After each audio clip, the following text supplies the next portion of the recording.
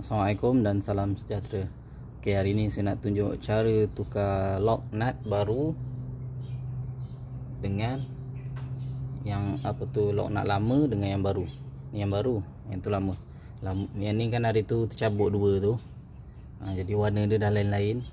Dia punya nut dalam pun trip dia tengok macam dah ada haus sikit. Jadi saya tukar baru terus. Saya beli yang baru. Jadi cara nak tukar dia mudah je. First kita keluarkan yang lama.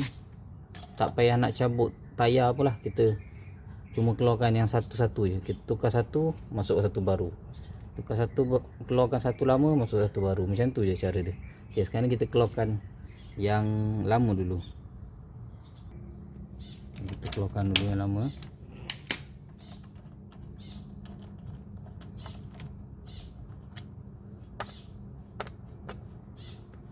Yang ni itu yang saya ganti yang tercabut tu. Tahulah jatuh kat mana. Okay, kita masukkan yang baru. Yang baru ni saya beli yang ada special lock kan.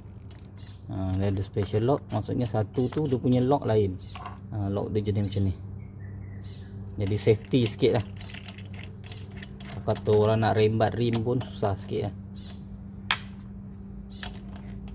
Lepas tu kita ketatkan.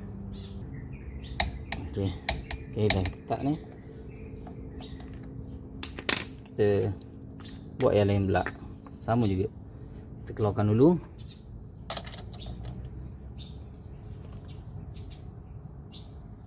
Yang lama kita masuk yang baru. Sampailah satu-satu sampai habis. Itu je cara dia, mudah. Okey, selesai.